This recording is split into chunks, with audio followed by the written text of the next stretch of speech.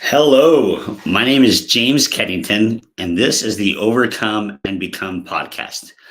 Each week, we discuss topics and ideas to help us confidently overcome the hard stuff in life so we can ambitiously focus on becoming our best selves. Our goal is to share proven protocols, skills, and mindsets that improve every aspect of health. We know that when we are paying attention to our health, everything gets better. Our relationships, work performance, how we participate in hobbies, and respond to adversity, it is all improved. If you have not already done so, please subscribe to our podcast and join us on this journey where we learn how to build and nourish a functional life, roll with life's punches like a champion, and keep the ambition alive while working on becoming the person you know you are destined to be. Today's episode is a special one. While I normally have guests to discuss a variety of topics, today I will be sharing with you 4 tips on how to overcome the hard stuff in life. It's a topic that has come up a lot recently in different circles that I've been asked to speak at, offer my services, and also in my personal life. So I thought I would make an episode out of it. So I come from a water polo family. I play, my kids play, even my wife learned to play at the age of 38. It's a great sport. A few weeks ago, my son Isaac invited me to join him at the pool for a little one-to-one scrimmage. And since we played a few tournaments a year together, this wasn't out of the norm. It was something that we like to do. And of course, I was all game for it. Now, Isaac, he's 22 years old. And when he was young, it was easy for me to beat him. But now I rarely get a chance to even score off him, let alone in a one-to-one situation. And this particular night, we're doing this drill where we're playing the position where the most aggressive physical behavior occurs, right? And it's all in the name of the sport. None of it's dirty or malicious. It's just part of the game. And I was losing bad. Like he was outscoring me and I did not score a single goal. And I was getting frustrated. And I even started calling him names, right? That's how competitive we are. And during a little break while we were resting, he said, "Dad, can I teach you a few things?" I was like, "Sure, of course. I would love to learn, right? I want to score on you. Of course, teach me." Well, in essence, he taught me that I needed to embrace his contact instead of resist it. He taught me that I needed to be more present with the contact between us than anxious to get away from it. In essence, he was teaching me that I needed to lean in instead of break away. And I really love this idea of leaning in. I love this concept because when life is hard, instead of breaking away from it, we lean in. We lean in so that way we can keep our eye on the prize, so we can have a pulse on what our next steps should be. This concept is important for many reasons. Our relationships at home get hard, but when we clam up and don't open up, they get worse. At work, things don't always go the way as planned. Our career trajectory isn't always how we designed it to be. And if we retreat or become resentful, then we get our work performance goes down, right? So there's a lot of reasons why this concept of leaning in is important.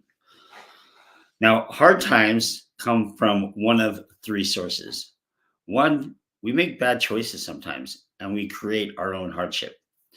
2, there are lots of things outside of our control that we will never influence, and that makes life hard for us too. And sometimes, for the adventurous, for those who are really seeking self improvement, we deliberately do hard things so we can become more. Now, with the exception to the last source, here is what most people do in the face of hardship. What some of us do, instead of leaning into economic hard times, we escape into food. Instead of leaning into hard relationships, we retreat to isolation. Instead of leaning into purpose, we turn to negativity and fear. And the problem with all of this is that deep down inside, we know we are not the person we are destined to be. We're not the person God intends us to be, and we're not fulfilling our fullest potential. I want to share with you 4 steps to help you lean in so that way you can confidently overcome the hard stuff. The first step is be courageous. Just the other day, I was with my youngest son, Jacob, and he was doing some fundraising for, you guessed it, his water polo club. And of course, his mom and I, we had done a lot to help him raise money for his club participation, but we also expect him to work for it too. and they sell oranges in the fundraiser. And he was not wanting to go out and sell.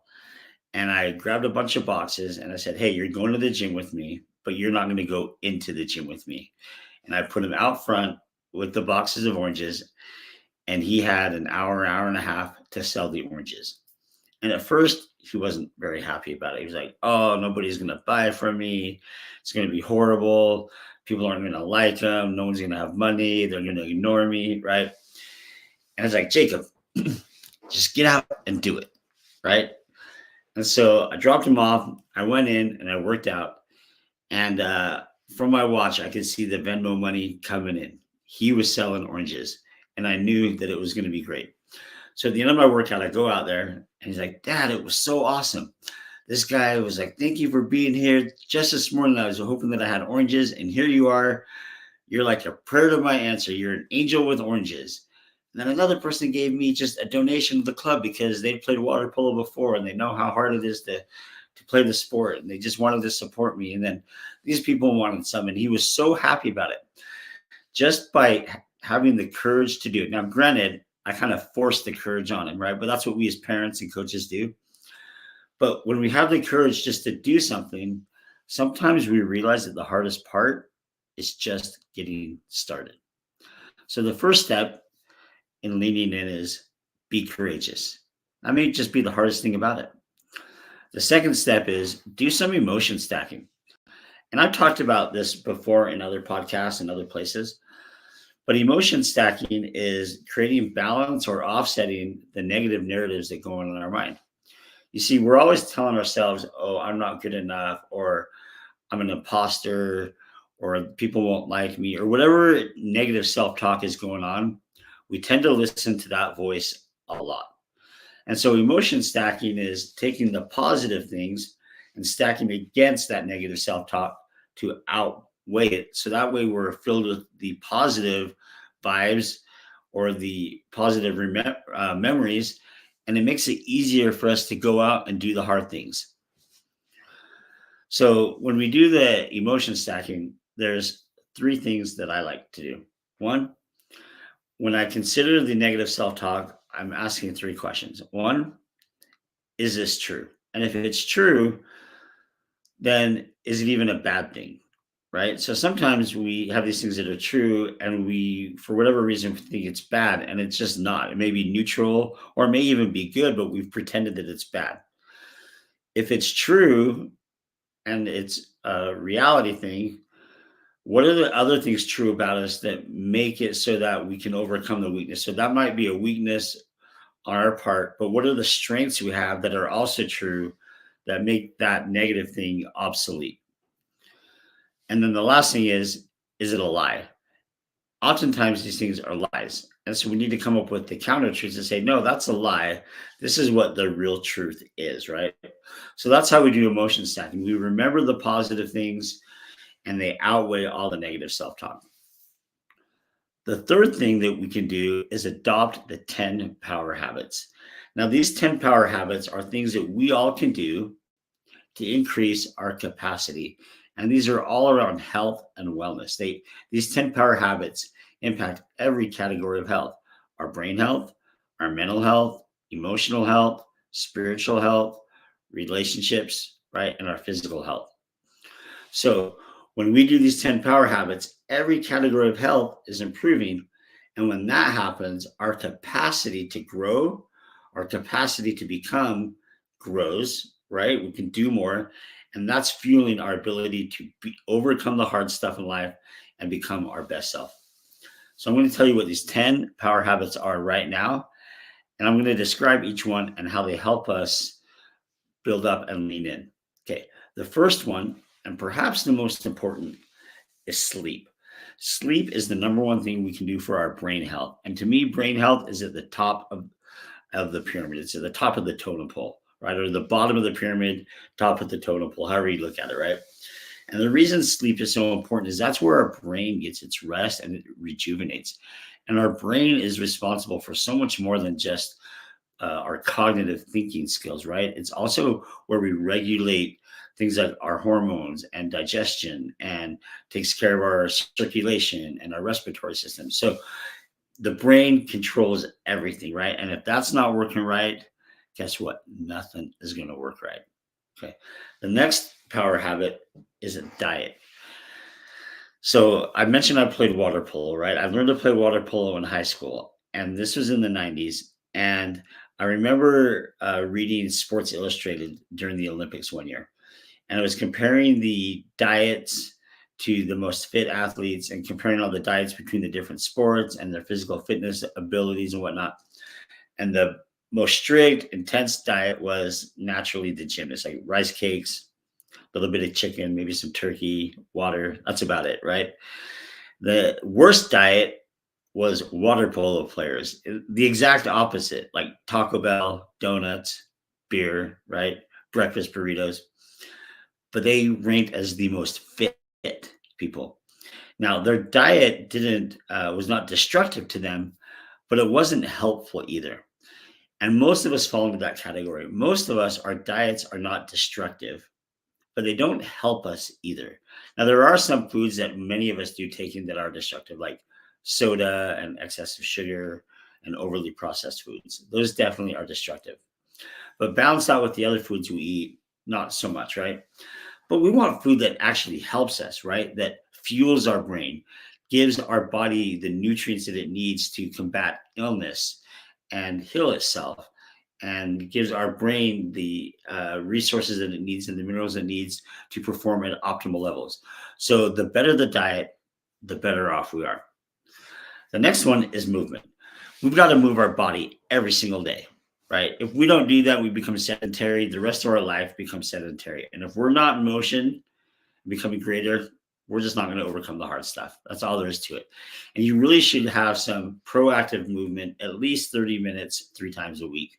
Preferably, in my opinion, about an hour a day, 5 to 6 days a week, with a good mix of resistance training and cardiovascular. And I would also add in like fun stuff too, like going on a hike or participating in sports leagues. All right. The fourth one is community. You need to surround yourself in a community of people who share your values. And this is really important when leaning in, because if you're leaning in all by yourself, you need a place where you can just go to and vent. And one of my favorite communities is called the Here Brotherhood. The Here Brotherhood is a group of men who get together, and our shared value is that we want to take away the stigma of talking about mental health, right? And so the Here Brotherhood is an app that I hop on. And this is where I can just be me in that community, right? We can talk about our mental health issues. We're having bad days, we share the bad days. We're having great days, we share the great days, right? And we're there to support each other. And everybody needs a community where they feel like they belong and make a contribution. And this is especially helpful when you're having that tough times and you just need to vent. Because when we close it up and we lock it in, we're not leaning into it, we're putting it aside, right? The next one is purpose. So number 5 is purpose. Oftentimes we get into the mundane of what we're trying to do, and it just becomes very repetitious and monotonous. But when we have a good solid why and we know what our purpose is, we can lock in on that, zero in, get laser focused. And despite the repetition and the monotony of it, we can stay on task, we can stay with it and not give up. The next one is gratitude. Gratitude is one of the most important things we can do for our health and building our capacity. Gratitude is where we start thinking of all the wonderful things we have in our life. And believe it or not, this is part of the emotion stacking that we do that I talked about earlier. When we're expressing gratitude or demonstrating gratitude, we're releasing all those happy hormones and we're becoming grateful. And we realize that we have so much that has been given to us and we have so much to offer the world around us. The sixth one is prayer and or meditation. Now, simply put, prayer and meditation is silencing the outside world so we can focus here on the inside.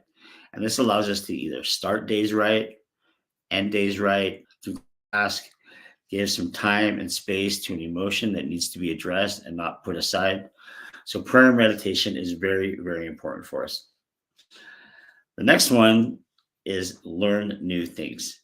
And this gets coupled with the other one of do new things, right? So when we're learning and doing new things, our brain is becoming more resilient, we're more active, time actually slows down a little bit for us. And so everything is getting better for us. We're staying curious. We're seeing patterns between what's most important to us and other aspects of our lives. So these are very, very critical to our health. And the last one is serving other people. This is one of those things that, unlike the other habits that are serving us inward, serving other people is an outward action where we're doing something for other people, not ourselves. All right. So those are the 10 power habits. I promise if you do those 10 power habits, your overall health is going to significantly increase. And that's going to improve your growth capability and your capacity to overcome hard stuff and become your best self. All right. The fourth and last tip on leaning in, and this is do hard things on purpose. Now, why would we ever do that? I got into a conversation with my wife about this one day, and she was like, my life's already hard. Why would I want to do more hard things? And you know what? I agree with her at first, but as I thought about it, I was like, no, we need to always do hard things. And here's why. It's called practice. We can never predict when hard things are going to happen to us. But if we practice by doing hard things of our choice, right, we learn a lot about ourselves. We learn what we're capable of. We learn how hard we can push ourselves. And believe it or not, when we practice doing hard things, especially things that we don't want to do, we build this mental resiliency. There's an actual scientific studies behind this. Andrew Huberman on his podcast talks a lot about this. But we build up this growth mindset. And so when the hard stuff comes at us, we've already built in the capability to overcome it. So that way it just comes at us, we deal with it, it goes away, we're focused on becoming. And so we build that resiliency, we build the confidence, we build that growth mindset, and it just really tees us up to tackle anything hard that comes our way. All right, we're getting ready to wrap up here. One of my favorite places to visit in the world is Ecuador. I've been there a few times. I first visited it about 4 years ago, and I love it because of its lush landscape and its variety of fruit and vegetables. But another place that I love is Moab, Utah. Moab, Utah is home to the Red Rocks. You've probably seen a lot of mountain biking or the arches, right? That place is equally beautiful, but they're completely different environments. The landscape that exists in Ecuador could never exist in Moab. And the reason why is the requirements needed for those fruit trees and the greenery just does not exist in Moab. But that doesn't mean that Moab isn't beautiful. Moab is one of the most beautiful places on the planet. It's just a different kind of beautiful.